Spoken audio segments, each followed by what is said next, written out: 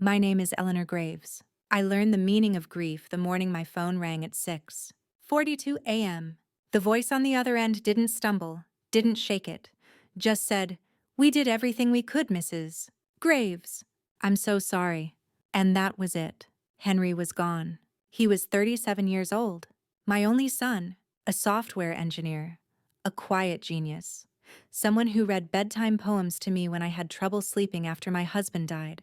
The kind of son who brought me sunflowers instead of roses because he remembered once 10 years ago I'd said roses felt too ceremonial. Cancer doesn't care about any of that. The weeks after his death passed in fragments. I don't remember the funeral so much as I remember the cold, how it sank into my skin like it had a plan, how silence became louder than any condolence. It wasn't just losing a child. It was losing the only person who ever truly knew how I liked my tea. The one who called every Sunday. The one who, despite all the work and ambition, never missed Thanksgiving. It was losing the only person who still called me Mama. That's the part no one talks about. I didn't cry much in front of others. They mistook that for strength. It wasn't. It was self-defense. If I started crying in front of people, I was afraid I wouldn't be able to stop. Then 2 weeks after the funeral, an envelope came. No return address. Just my name. Inside was a simple letter in Henry's handwriting and a folder. The letter began, "Mom, if you're reading this, it means I didn't make it. But don't go hollow. Don't close the shutters on your heart. I know you'll want to. I know grief makes liars out of memories. But I need you to stay warm. There's something I want you to do for me." There was a key tucked inside. And a line that said, "I'm leaving you what I built. Do with it what you'd never let me do for you in life." The folder held details about his investment accounts. I didn't understand much of it, just numbers, charts, acronyms. But one thing was clear. Henry had been buying shares in a tech startup since he joined it at age 27. He never told me. That startup had recently gone public. The value of his shares, $1,243,912. I didn't even know how to say that out loud. For a moment, I forgot to breathe. It felt wrong, dirty almost, to receive that amount of money tied to his name, knowing he wasn't here. As if the world had cashed him in like a life ticket, and I didn't know what to do with it. The next few days, I walked around my apartment like a guest in someone else's story. Every room looked the same but felt hollow. I cooked eggs and let them go cold. I stared at my hands like they weren't mine. But that night, when I was sorting his things, I found something wedged in the bottom of a box, a spiral notebook from when he was 15. On the first page in all caps was a single sentence written in blue ink. "One day I'll build something that makes people feel safe." It hit me harder than the doctor's call, because I realized I could do it for him. I didn't know how, I didn't know what, but I knew I couldn't let his $1,000,000 sit in an account like a monument. It had to move. It had to mean something. And that's when the seed of an idea, quiet and persistent, took root. So before you sit down and listen, take a moment to like the video and subscribe to GracesTruth. This story isn't about wealth. It's about what we do with what's left behind. And how a mother, after losing everything, found a way to give others something they never had. I couldn't sleep that night. Not because of nightmares, those stopped once the funeral ended, but because of the question that kept repeating in my head like a whisper. What would make people feel safe?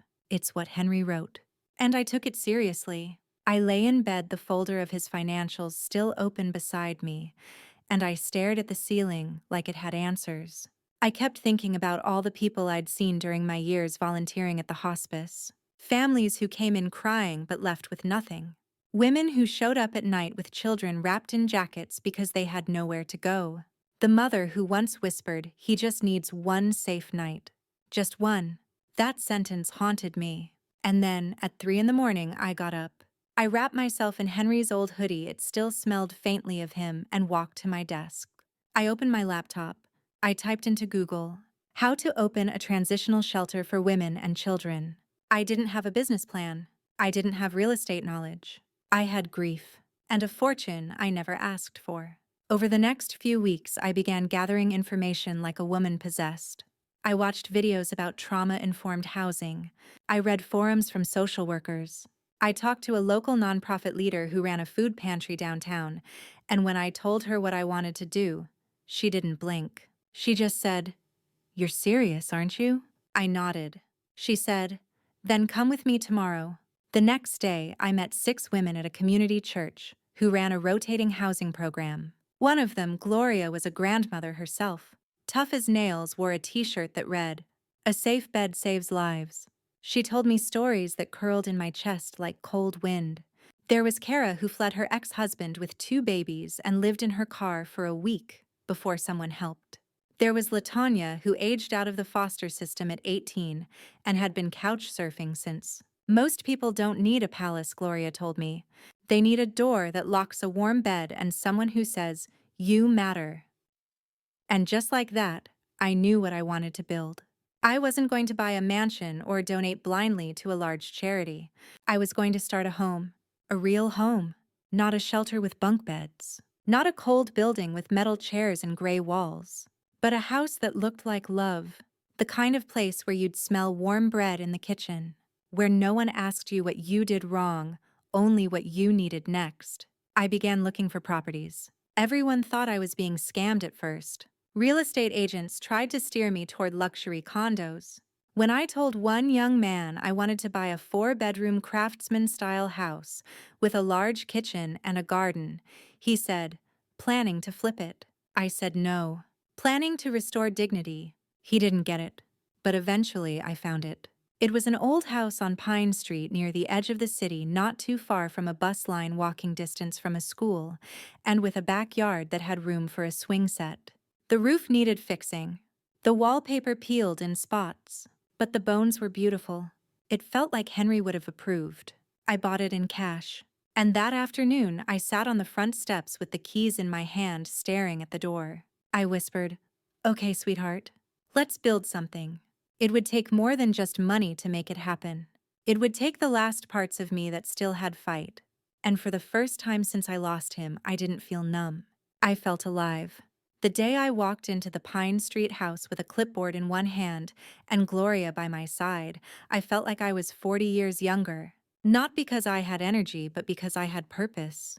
"This is going to be messy," she warned, stepping over a cracked tile in the foyer. But the right kind of messy. She was right. The house had charm, but it also had ghosts. Not real ones, but the kind you inherit with old wallpaper and water-damaged baseboards. Still, I could see it. I could see mothers rocking their babies on the front porch, kids reading books on window seats, laughter echoing off the walls. I hired a contractor named Luis, a kind man who didn't flinch when I told him what I was building. "My abuela would have loved this," he said, and gave me a discount before I even asked. His crew came every morning at 7 a.m., sharp coffee and hand tools rattling in the truck bed. For months, I lived and breathed renovations. I learned to distinguish paint finishes, how to budget for fire safety upgrades, and even how to haggle over used appliances on Craigslist.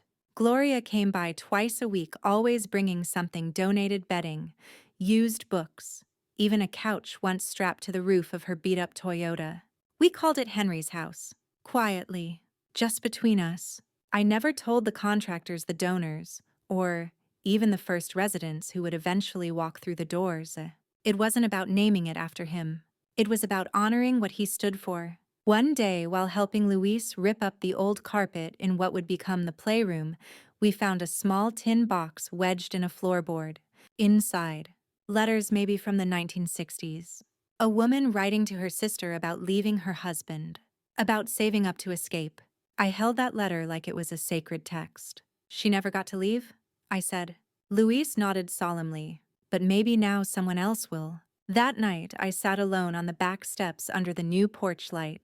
I thought about all the women I'd volunteered with over the years, all the lives that could have changed with just a little more safety, a few more options, one more voice saying, "You're not alone." And then I cried. Not the jagged kind of grief I felt when Henry died. This time it was soft, quiet, a release. I realized I hadn't cried since the day I read his letter. Maybe because until now I hadn't done anything for myself. But this house, this project, this wasn't about healing from pain. It was about creating something with it. We were halfway through the renovations when the first question came that I didn't know how to answer. "How will you choose who gets to live here?" I froze. There was only one answer I knew for sure. Not through pity. Not through bureaucracy. Not through applications that felt like courtroom trials. I decided that every woman who entered that house would arrive through one person. Gloria. She knew who was sleeping in cars. She knew who'd been turned away 5 times already. She knew who just needed a clean bed and someone to say, "You still matter." We added a small office to the back room, just a desk, 2 chairs, and a window that let the afternoon light pour in. And above that desk, I hung the first thing Henry ever gave me from his first paycheck. A cheap wooden sign that said, "You are safe here." He bought it from a gas station gift shop. Said he liked the font. But it meant more now than he could have known. I called it the room of first conversations. The place where a woman could sit down and not be judged. Where she could say, "Here's what happened to me," and not be reduced to it. And then, one day, it was ready. The furniture was placed. The pantry stocked. The garden out back held small herbs, rosemary, mint, basil. The swing was hung. I stood in the middle of the living room, my palms open. The silence wasn't hollow anymore. It felt full of what was coming. And I whispered like a prayer, "Okay, Henry." The doors open. The first woman to move into the house was named Joy. She arrived on a Thursday morning wearing a red coat that was clearly 3 sizes too big, dragging a duffel bag that looked like it had been through a war. Her daughter, 8 years old, maybe 9, clutched a stuffed bear by its ear and didn't say a word. Joy didn't smile, didn't cry either. She just stood on the porch and said, "Is this the place?" I nodded. She stepped in without hesitation, like she had no energy left to be cautious. I showed her to room 1, the one I'd painted myself. Warm cream walls, 2 twin beds, a nightlight in the corner, fresh sheets that smelled like lavender, a window that looked out over the garden. When Joy sat on the edge of the bed and let out the smallest exhale, I knew it. This is exactly what the house was meant for. She stayed for 3 months. In that time, her daughter Maya learned to ride a bike in the backyard. Joy started baking in the kitchen on weekends. One afternoon, I found her humming as she kneaded dough, and I swear the house felt different. Lighter. It was Gloria who said it best. Hope is contagious. This place is getting infected. Within 6 months, we had our first rotation of 5 families. We weren't a big operation. We didn't have a foundation name or a corporate sponsor, but we had rules. You could stay for up to 4 months. You had to meet with Gloria once a week. And every single Friday night we had family dinner.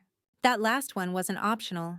No phones. No outside guests. Just us. We took turns cooking. Sometimes it was spaghetti. Sometimes takeout Chinese. But every time it felt sacred. One night, a little boy named Theo asked me if I was someone's grandma. I laughed. "I used to be." He tilted his head. "Now you're everyone's." Maybe I needed to be. But something strange began happening around that time. A few neighbors, the kind who never waved before, started to notice the changes on the street gardens, cleaned porch lights on bikes leaning against fences.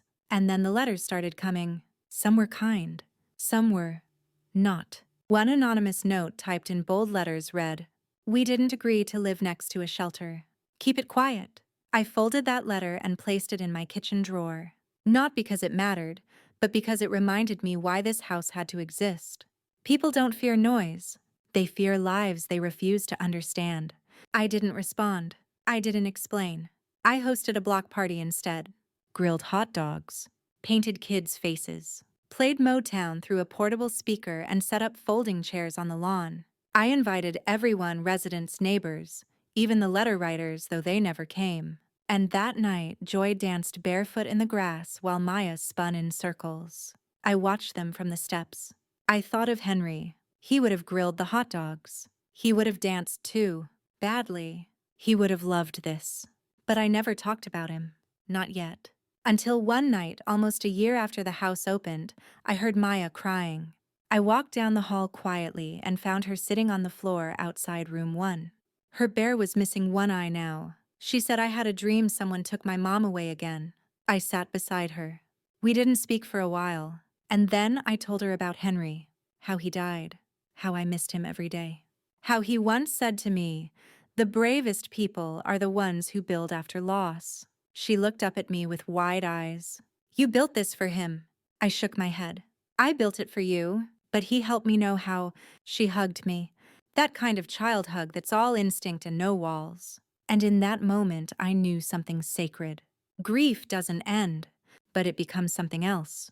It becomes soil. You bury something, and if you water it with enough love, something grows. A year after we opened the doors, I stood in front of the mirror in my hallway and barely recognized myself. Not because I looked younger, no.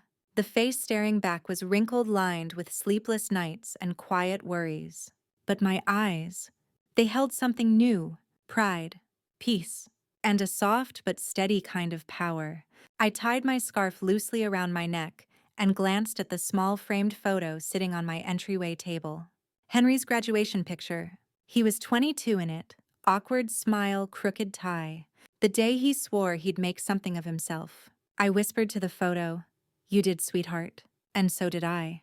Then I left for the courthouse. Not because of a lawsuit, not for trouble, but because it was time. Time to make Henry's house official. Gloria met me at the steps. She handed me a folder and said, "Nonprofit status. Your name on the board." The full thing. Then she leaned in and whispered, "You don't have to do this alone anymore." And I realized maybe I never really had. Inside, we sat across from a clerk named Vanessa. Early 30s, sharp ponytail, a woman clearly holding more files than energy. But when she read through the mission statement Gloria helped me write, her eyes softened. To provide transitional sanctuary for women and children in moments of crisis inspired by the quiet courage of the founder's late son. She looked up. "That's beautiful." I blinked back tears. Gloria reached over and gently touched my hand. "It's more than beautiful," I said. "It's necessary." 2 months later, we received the paperwork. Henry's house was now a legal entity with bylaws, tax exemption, a growing list of monthly donors, and even a waiting list of women hoping for a room. It should have been the most triumphant moment of my life. But something else was creeping in, something uninvited. It started as a voicemail, then two, then a letter from Henry's father, my ex-husband, the man who hadn't shown up for the funeral, who'd left Henry and me when our son was still a teenager, moved to Arizona with his soulmate, a yoga instructor 20 years younger. He wanted to talk. He'd heard about the house, said he was proud of me, and then, without missing a beat, he added, "Maybe I could be part of it too. I'd like to visit, maybe offer support. Legacy stuff." I almost laughed. Legacy. Where was his legacy when Henry called him crying on his 21st birthday and got sent a voicemail? Where was it when I held our son's hand in a hospital bed as he took his last breath? No, this house wasn't his to touch. But I didn't respond. Not yet.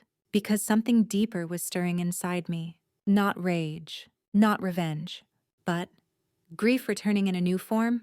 It was grief for the mother I used to be. The woman who stayed up worrying about grades, girlfriends, curfews. The mother who had once believed that if you loved hard enough, nothing bad could happen. That version of me died the day Henry did. And what grew from that burial was a woman who didn't flinch anymore. That woman had a mission. That woman had stories. And soon one of those stories caught national attention. It started with a blogger. She was local, mid-30s, ran a small lifestyle blog that no one paid attention to until she wrote about us. About how the house on Pine Street wasn't just a shelter, but a quiet rebellion against cruelty. That phrase went viral. Then came the calls, podcasts, newsletters, even a request for a documentary short. I turned most of them down, because this wasn't about becoming famous. This wasn't about me. It was about joy. And Maya. And Theo, and a girl named Alexis who at just 16 carried trauma like a third backpack and still managed to laugh when we made pancakes on Sunday mornings. It was about rebuilding not for attention but for dignity. Still, I knew the platform could help more people. So I agreed to one interview. Just one. The woman who came to film me was soft-spoken young and clearly moved by the stories I shared. She asked, "What made you do this? Why now?" And I answered without hesitation, "Because I lost everything. And I realized I still had something left to give." When the documentary aired just 10 minutes long, tucked into a late-night PBS segment, I thought maybe a few neighbors might see it. Perhaps a couple more donations would trickle in. But I was wrong. Within 48 hours, my phone wouldn't stop ringing. One woman from Ohio sent a handwritten letter with a check inside and wrote, "I watched your story while holding my daughter's hand. She's 5. And I wept. Thank you for reminding me we still have good women in the world." A retired social worker from Baltimore emailed me and offered to volunteer remotely helping with intake paperwork. A man from Boise asked if we needed secondhand furniture. A group of students from Minnesota offered to create a garden design worthy of Henry's name. It was overwhelming. And healing. Because for the first time in my life, I felt like grief was not just an anchor, it was a compass. Still not everyone was pleased with my rising profile. One afternoon, while I was fixing the hinges on the upstairs closet door, yes, I still did things myself, despite the number of people telling me to delegate. There was a knock. I descended the stairs, slowly brushing sawdust from my blouse, and opened the front door. It was him, Henry's father. He looked older, thinner, but not unkind, not cruel. He held a small potted plant in his hands, lavender of all things. My favorite. Maybe Henry had told him once. Maybe he just guessed. "I watched the documentary," he said quietly. "It was beautiful." I didn't answer. He continued, I came to say I'm sorry. For everything. For not showing up. For not being there. For what I missed. I know this doesn't fix anything, but I couldn't not say it. The wind rustled gently through the trees. The house stood quiet behind me, and then he said something that pulled the air out of my lungs. "He was the best of us, you know. And you honored him. You gave his memory a home." I should have slammed the door. Instead, I said, "Come in." He stepped inside, hesitating like he wasn't sure he belonged. He looked at the photographs on the wall, images of the first families we'd served of children playing on the porch of the plaque that read, "Built from grief, sustained by grace. T. I don't want anything," he said quickly, sensing the tension. "Not my name on it, not recognition.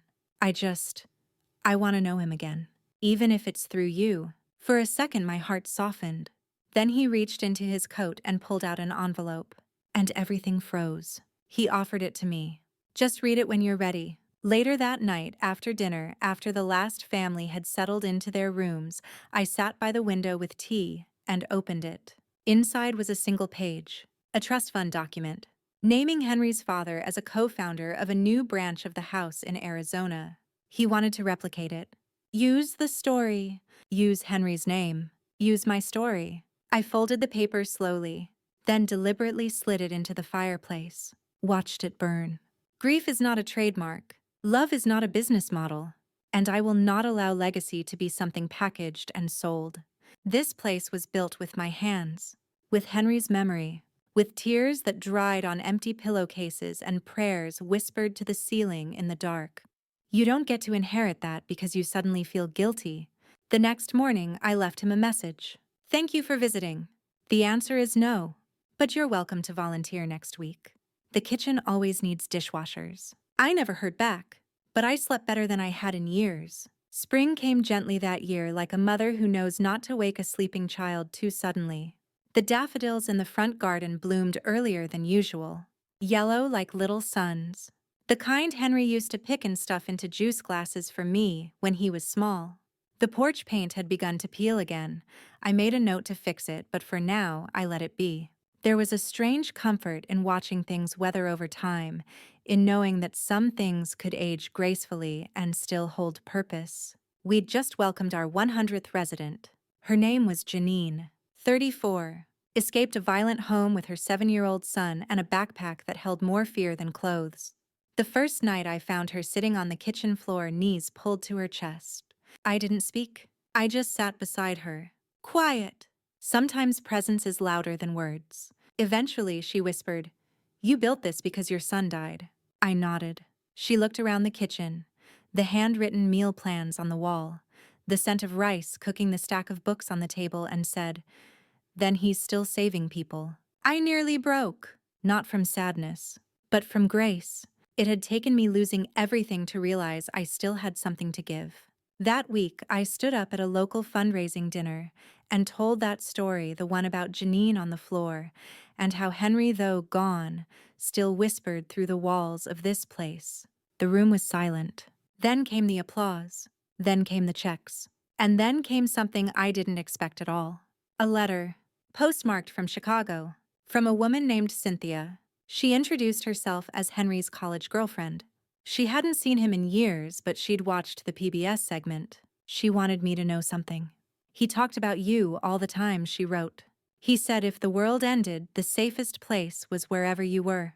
I cried for an hour. That sentence did more than any interview or article or donation ever could.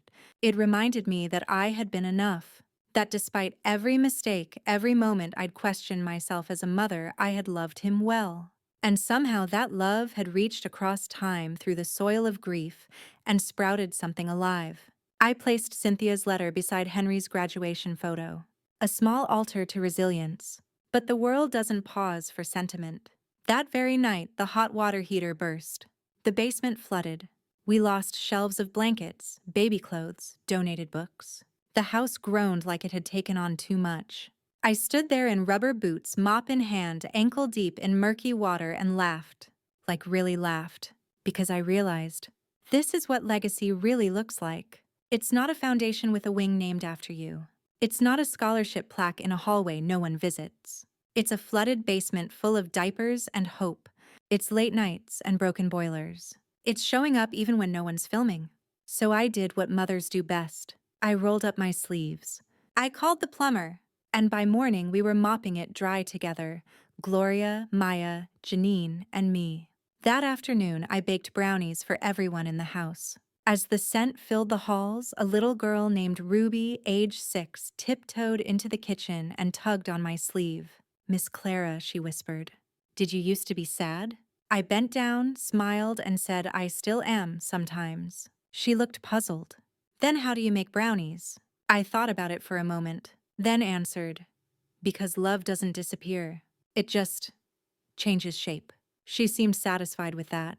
And honestly, so was I. The following week brought something we hadn't seen before: media vans. Apparently, a well-known podcast host had heard about our home. A woman named Elise Tran, famous for her deep, emotionally driven interviews. Her team called and asked if they could feature us in a new series about places where loss turned into leadership. At first, I declined. Publicity wasn't why I did this. I didn't want Henry's memory to become a commodity. But Elise insisted, not in a pushy way, but with a voice that reminded me of my own. So I said yes. She arrived on a rainy Tuesday. No entourage. Just her, a quiet young sound tech, and a single camera. Elise didn't ask the usual questions. She asked things like, "What do you remember about the silence after he was gone?" Or, "When did the house stop feeling empty?" And most painfully, "What would you say to him now?" We sat in the music room, Henry's old piano still tucked into the corner, long out of tune, but never untouched. I answered as best I could. I'd say I kept going. I'd say you mattered. I'd say I still see you when I hand a blanket to someone cold, when I hear a child laugh on this porch, when I plant basil in the spring. Elise wiped her eyes. So did I. The episode aired a week later and went viral within hours. Suddenly, we weren't just a house. We were a movement. Donations poured in, not just money, but offers. Food building supplies, therapy services. A group of contractors offered to build a new wing. A retired teacher wanted to run tutoring classes. A young woman who'd once been homeless herself volunteered to lead job readiness workshops. I sat on the back steps that night, coffee in hand, and looked out over the yard where Henry once played with paper airplanes and a slingshot. Where I once stood, hands on hips, shouting, "You'll break a window." He never did. The moon rose quietly as if it too was proud. I thought of all the versions of me that had existed. The young mother with chipped nail polish and too many bills. The broken woman who held her son's cold hand and prayed for one more breath. The hesitant builder of a house no one asked for. And now, this. Then came the knock. I opened the door to find a man in a gray suit holding a large envelope. "Mrs. Blythe," he asked, "you've been nominated for the Pennington Award for Civic Courage." I blinked. That award came with a $250,000 grant. given once a year to someone who'd transformed personal pain into community power. I hadn't even known I was being considered. The house erupted when I shared the news. The women baked pies. The kids made banners. Janine cried openly, then hugged me so hard I thought my ribs might crack. But something inside me stayed still. Because I didn't start this for awards. I started it because I couldn't breathe in my own grief. And building this home, this place of healing, was the only way to survive. Still, recognition had a strange way of bringing old ghosts back. 2 days after the award was announced, a letter arrived. The return address: Sutton Law Group, Henry's father's family. I opened it slowly, bracing myself. Inside, a formal request. They wanted to include Henry's story in a documentary about American legacies, but not my version of it. Their own, with a different narrator, a different framing, one that excluded me entirely. No mention of the house, no mention of Henry's journal, no mention of what grief had actually done to a woman who'd lost her only son. It was infuriating. So I responded the only way I knew how. I wrote a short letter, folded it neatly, and included a copy of our podcast transcript. I didn't need to yell. I didn't need to sue. I had already told the truth. And now the world was listening. It's strange how grief quiets over time, not because it disappears, but because it learns where to sit. Mine had moved from my chest to my bones. It no longer screamed but hummed low, steady and constant, like the sound of a refrigerator in a quiet room. You don't hear it until it stops. After the letter from Sutton Law Group, I expected more fallout. Perhaps an awkward phone call or a smear campaign. But nothing came. Instead, what arrived was an invitation. A young woman named Alondra, one of our very first residents, was getting married. She wanted to hold the ceremony in our garden. It's the only place that's ever felt like home, she wrote. I said yes, of course. The day of the wedding, I stood on the porch as the guests arrived. Modest dresses, hand-picked wildflowers, the smell of fresh bread drifting from the kitchen. Alondra wore a simple white gown with lace sleeves. Her mother, who had once called our front steps a second chance, held her arm as she walked down the path. I watched from the garden bench, and I realized something profound. This house was now full of stories I didn't own. The walls had soaked up hundreds of new voices. It was no longer about my grief. It was about ours. During the reception, a little boy tapped my arm. He had a crown of dandelions and a frosting-stained chin. "Are you the queen?" he asked seriously. I laughed. "Of what?" "Of this house." I thought for a moment. "No, sweetheart. I'm just the gardener." That night, when the last sparkler fizzled and the chairs were stacked, I sat at Henry's piano again. I couldn't play note properly, but I pressed one key, then another. CGD. The melody was broken, but not unlike life. A few right notes in a sea of silence. The next morning brought an email from the city. They were offering to lease a small plot of land behind the public library to expand our services. It wasn't much, a rundown shack and some concrete, but to me, it was gold. I took a walk there. Pigeons scattered as I approached. The windows were cracked, the roof sagging, but in the back I found something unexpected. A mural, faded but still visible. A boy launching a paper airplane into a swirl of stars. The signature read, Age, Blythe, age 11. Henry's. I gasped. My knees buckled. I hadn't seen this in decades. He'd painted it during a summer program. I remember the day he'd come home covered in blue paint, telling me the stars weren't just up there. They were ideas we hadn't reached yet. And here it was, still waiting. I called the city that afternoon. We accepted the lease. The team began renovations, mothers, children, volunteers. Even strangers who'd only heard our story through Elise's podcast now showed up with gloves and hammers. We named it the Star Room. It would become a creative space for kids, teens, even adults. Music, art, poetry. A place to speak what grief tries to silence. Henry's mural remained untouched. The first day it opened, I invited Maya to cut the ribbon. She hesitated, looked at me with teary eyes and said, "It should be you." But I shook my head. "This is your world now." I just held the door open. She smiled. "And cut it clean." Applause filled the space. So did hope. Later that week, a journalist asked me if Henry were here, What do you think he'd say? I didn't pause. I said he'd tell me I finally stopped hiding. Because maybe that's what grief does. It doesn't just shatter. It reveals. It strips away the noise, the performance, the self-pity. And if you let it, it gives you the most unexpected gift of all. Clarity. The star room took on a life of its own. What began as a dusty old storage space became a heartbeat, pulsing with laughter, guitar strings, chalk dust, and voices reciting their first ever poems out loud. Kids came in shy. Women came in silent. Men came in stiff with pride. But within weeks they were humming painting, writing things like, "I'm not broken, I'm a mosaic. My silence isn't weakness. It's waiting for the right key." Sometimes I'd sit in the corner invisible and just listen. That was when Maya came to me one afternoon carrying a small wooden box. "I found this while organizing supply shelves," she said. "It had your name on it." I opened it confused. Inside, a stack of letters. From Henry. Unsent. Some dated weeks before his diagnosis. Others were scribbled between chemotherapy appointments, judging by the trembling handwriting. They were letters to me. Some were short. "You'll never stop being the bravest person I know." Some were longer, filled with memories I thought only I remembered. "You used to sing in the kitchen off-key during storms. That's the only reason I'm not scared of thunder." But one letter caught my breath, folded differently, a note on the outside. "To be read when you feel completely alone." I hesitated, then opened it. "Mom, if you're reading this, I'm probably not with you anymore. And that sucks.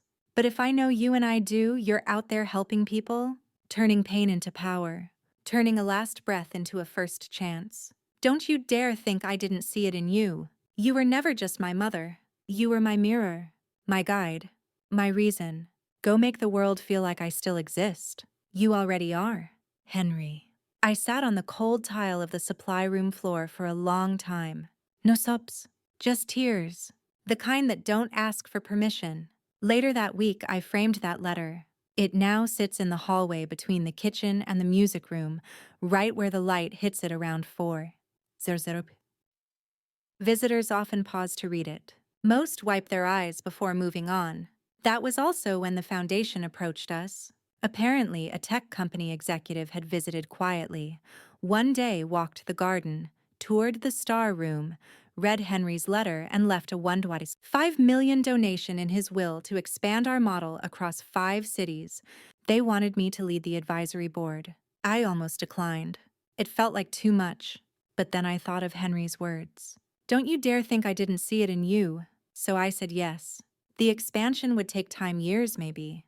But we had a blueprint now. Not just blueprints on paper, but ones carved into hearts. Voices, community. Maya became the house director. Elise's podcast series won an award. And I finally picked up Henry's guitar. Every Sunday I play for whoever's in the house. Badly but sincerely. The final note I play is always the same. The 3 chords Henry taught me one summer when he believed I could still learn new things. He was right. That spring, while planting rosemary in the side garden, I felt a tug at my sweater. A girl, maybe 10, held out a piece of paper. Crayon drawing. It was me holding a house. The caption in crooked lettering read, "She gave us more than rooms. She gave us roots." I keep it in my wallet. Because in a world obsessed with the next big thing, sometimes the most radical act is to stay to root, to turn tragedy into shelter. And to do it quietly. Winter returned, but this time it didn't feel cruel. Snow dusted the rooftop like powdered sugar. Smoke curled from our chimney as laughter echoed from the kitchen. Maya was teaching the kids to bake gingerbread. I watched from the window, sipping cinnamon tea wrapped in the navy shawl I had worn to Henry's memorial. It was the first Christmas since his passing that didn't feel like a cliff's edge. Stillness didn't mean emptiness anymore. That evening, I received an unexpected call from Elise. Her voice trembled slightly. "Claire, you need to come outside." I bundled up and stepped onto the porch. Across the garden stood a group of young adults holding candles. They were alumni of our home, survivors of grief, abuse, loss. Now teachers, artists, parents. One of them, a young man with a guitar, began to play. Then they all began to sing. The song. "Hey Mom," Henry's melody. The same one he had written at 16, awkward and tender, and played for me on his birthday. They had found the sheet music tucked inside an old box in the star room. I covered my mouth, not from sadness but from awe. They'd taken Henry's song and turned it into a choir of healing. They didn't sing it perfectly, but they sang it powerfully, each voice trembling at different notes, each face glowing with candlelight, and each lyric landing like snow on my skin. I don't remember how long I stood there. I just know that when the last note faded, the silence felt like a blessing. The young man stepped forward. His name was Theo. He said, "We wanted you to know we carry his story forward. In our work, in our voices." I wanted to say something wise, something memorable. But all I managed was, "Thank you. You've given me more than I ever gave you." They didn't correct me, but I could feel their gentle disagreement. That night, as I sat by the fire with Maya and Elise, I finally allowed myself to ask the question I had been afraid to ask for years. What happens when I'm gone? Elise squeezed my hand. "We keep building," Maya said, and I believed her. It was the first time I allowed myself to imagine my death without dread. Because legacy isn't carved in marble. It's whispered into kitchens. It's passed through handwritten notes. It's a boy's melody sung by voices he never met. Later in my bedroom, I opened a drawer. Inside was Henry's college application essay, the one that started it all. He wrote, "Some people want to leave footprints in history. I just want to leave light in dark rooms." And that's when I knew. My grief hadn't made me smaller. It had made me luminous. Because the more pain I faced, the more light I had to give. The new year arrived gently. No champagne. No countdown. Just the sound of wind brushing through the pine trees outside and the steady ticking of the clock in the hall. Henry's clock. I had it repaired a few months ago, and somehow its quiet rhythm soothed the evenings. On the first morning of January, I sat at the window and watched as a mother and daughter arrived at the gate. The mother looked worn, her coat too thin for the cold, her shoulders slumped. The child, perhaps 7, clutched a stuffed rabbit with one ear missing. I opened the door myself. The mother's name was Riley. She had fled a violent relationship 2 nights earlier. Her car had broken down 6 blocks away. A woman at the clinic whispered to her, "Try the yellow house with the white star on the door. They'll help you." That's what we'd become now. Not just a place. A whisper passed between women in need. We welcomed them in, gave them warmth, a bed, a meal, and silence. No questions. Not yet. The girl Ava clung to my hand as I showed her the kitchen. She pointed to a picture hanging near the pantry. Henry at 15 beaming with flour on his face after baking his first pie. "Is that your son?" she asked. I nodded. "He looks nice." He was. Later, when the guests had gone to sleep, I stood in front of that same photo, remembering the way Henry had tried to impress a girl by baking, burning the crust, ruining the filling, laughing so hard he cried. That girl later became his heartbreak. But he still kept baking. He believed in second tries. That belief lived in this house now. Each room carried the breath of redemption. Even the laundry room, which had become a sacred confession space. Women folding sheets often whispered their secrets out loud. Secrets that had festered for years, now dissolving between cotton and detergent. One evening, I found a small notebook left on the bench by the front door. Inside, a collection of anonymous letters from former residents. "I came here to die. I left here wanting to learn how to live again. You don't just feed our stomachs. You feed our ghosts. I named my baby after your son. Henry saved me, and he never even met me." I clutched the notebook like scripture. When I shared it with Maya and Elise, we decided to build something new. The quiet library. A place in the attic where everyone who came through could write. Anything. Everything. No names required. Some entries became poems. Some letters to abusers they never sent. Some were dreams scribbled in trembling hands. By spring, the library walls were filled floor to ceiling with these writings pinned like stars. The house was breathing. And so was I. It was around this time I received a letter in the mail. Not an email, not a text. A handwritten letter from Henry's childhood best friend Jordan. We hadn't spoken in years. He wrote, "Claire, I never got the courage to come see you after Henry passed. But I saw what you built, and I want to help. I'm donating my family's farmhouse 2 towns over. Use it to plant another star room. Henry would have wanted that. I stared at the letter for a long time. Then I packed a bag, took the bus, and visited the farmhouse. It needed repairs, but it had good bones. Like Henry. That night, I stood in the empty upstairs room and whispered, "You're still growing." Because some stories don't end when the heart stops. Some begin again in whispers. The farmhouse smelled like old wood and forgotten summers. Its windows were clouded with dust. The floor creaked with every step but the light. The light was beautiful. Every morning it spilled into the rooms like warm honey. Maya and Elise came with me to see it the next weekend. Maya walked through the front door and said, "This place feels like it's been waiting." We spent weeks planning the renovations. Volunteers, some former residents, some just neighbors who'd heard our story showed up with toolboxes and casseroles. Even the town's carpenter, a quiet man named Boyd, offered to help no charge. He remembered Henry as the kid who gave my dog CPR once. It turned out Henry's kindness had traveled farther than I thought. The new house became the second star. The name came from a note found tucked in one of Henry's books. The first star is hope. The second star is healing. The third, that one's for the rest of you. I had it framed and hung near the entryway. When the second star opened, we welcomed 5 families in the first month. One was a grandmother and her twin granddaughters. The girls called me Miss Claire and braided my hair while I told them stories about Henry and his mud pie business at age 6. They didn't cry often, but when they did, they knew where to go.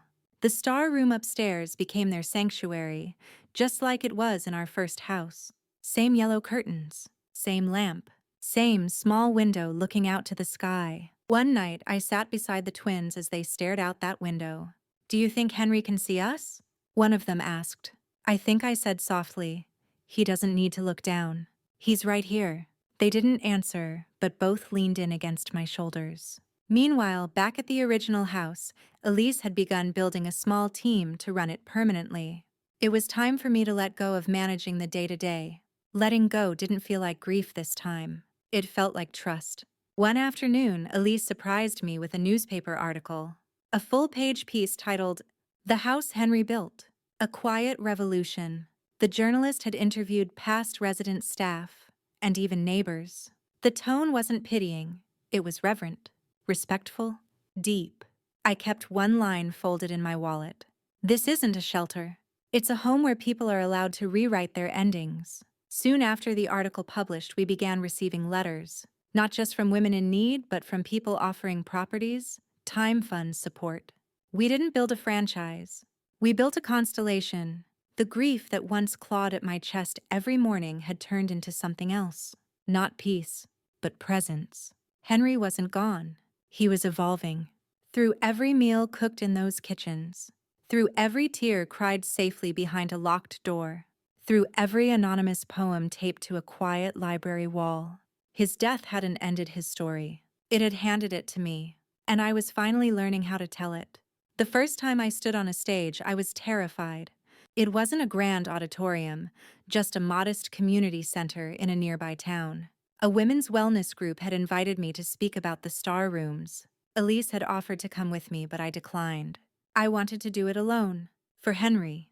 For myself. As I looked out at the 50 or so faces before me, mothers, sisters, widows, young women with quiet eyes, and older ones with stories etched into every line, I realized something that nearly buckled my knees. I wasn't just telling Henry's story anymore. I was telling ours. I began the way I always do now. My name is Claire Waverly. I was a teacher for 37 years. I lost my only child to cancer. He left me a fortune. And I turned it into a house. Not for me, but for the women who had no keys, no safe nights, no soft goodbyes. That house became a ripple. That ripple is now a wave. There wasn't a dry eye by the time I finished. After the talk, a young woman approached me. She didn't speak, just took my hand, pressed something into it, and walked away. It was a small stone hand-painted with a single word, still. I didn't understand at first. Then it hit me, still here. Still breathing, still becoming. I kept the stone. Later that spring, we had our first reunion event inviting former Star Room residents and their families to return and celebrate how far they'd come. Dozens arrived. There were toddlers now walking who'd once arrived in diapers. Women who had gone back to school. A woman named Patrice, who brought her bakery's first batch of cookies, named Henry's Oatmeal Wonders. There was music, laughter, a slideshow Elise and Maya had put together with photos, scribbled notes. Even one of Henry's childhood doodles scanned into the corner of the banner. At one point, I stepped out to the porch for some air. That's when I noticed the bench beneath the big elm tree had something new on it. A brass plaque. I walked closer and read the inscription. For Henry, who made room in his mother's heart, so she could make room in the world. I didn't cry. Not this time. I sat on that bench, the late sun soft on my face, and whispered into the wind. Thank you, love, for giving me something to carry. I thought I'd never carry again. Behind me, laughter rang from the porch. The smell of cookies. The sound of Ava's twins chasing each other through the yard. A woman reading aloud from a poem she wrote in our quiet library. And me just sitting there, still, but fuller than ever. I no longer lived in grief. I lived through it. And in doing so, I found a truth even greater than sorrow. Love doesn't end. It plants. It grows. It gives back. The house smelled like cinnamon and lavender that day. I was up early setting out teacups for our morning circle. We were hosting a new family, mother-son and a dog named Daisy who barked at her own tail. Just yesterday, they'd arrived after fleeing a violent situation. No clothes, no plan, just a hope and a heartbeat. And as I arranged the room, I saw the boy, maybe 6 or 7, standing in the doorway. He held one of our books, Henry's favorite old copy of The Little Prince. You read this one? He asked. I have, I said, walking over. It's sad, he whispered, fidgeting with the corner of the page, but kinda good sad. I knelt beside him. That's the best kind of story, I told him. The ones that are sad but still mean something. He nodded, then wandered toward the sunlit couch, curling up like he belonged there all along. I watched him from the kitchen, realizing that he did. That afternoon, Elise handed me an envelope. Inside was a letter from a woman named Lauren. She'd stayed with us 4 years ago after leaving an abusive marriage with 2 small daughters. The letter read, Miss Claire, I wanted you to be the first to know. I've just opened a home like yours in Boise. We're calling it the 3rd Star, because the 2nd star saved my life. And now it's time for me to light another sky. I folded the letter slowly, my fingers trembling. It had begun. The legacy wasn't just Henry's anymore, or mine. It was woven into every floorboard, every dinner shared, every child tucked in without fear. Later that evening, I sat down at my writing desk, the same one I used to grade papers at. I opened a fresh page in my journal and wrote, You are still here, Henry, in the laughter of strangers, in the strength of women rediscovering themselves, in every small act of rebuilding. You are no longer mine alone. You are ours. And we are many. Then I turned off the lamp and stepped quietly into the hall toward another night, another family, another small miracle unfolding under our roof. Not a shelter, not a home, but something in between. A place where grief became light, and where even the darkest goodbyes turned into dawn. Some stories don't end. They simply evolve like seeds under snow, waiting for the right spring. What started as a mother's heartbreak has now become a growing constellation of healing homes across the country. Places where silence is respected, stories are heard, and no woman ever has to apologize for surviving. Claire Waverly was once a grieving mother who thought her life had stopped the moment Henry drew his final breath. But instead of disappearing, she listened. She listened to the ache, to the anger, to the voice inside her whispering, "Build." And now, thanks to Henry's final act of love and Claire's unbreakable spirit, hundreds of women and children have found shelter, dignity, and hope. This is not just a story of charity. It's a story of transfiguration, of money transformed into meaning, of grief reshaped into grace, of a boy's legacy carried forward not with noise, but with quiet hands and open doors. So the next time you think you're too small to make a difference or too broken to begin again, remember Claire, remember the 2nd star, and maybe just, maybe light one of your own. Subscribe to GracesTruth for more real stories where love endures and revenge whispers in the language of healing.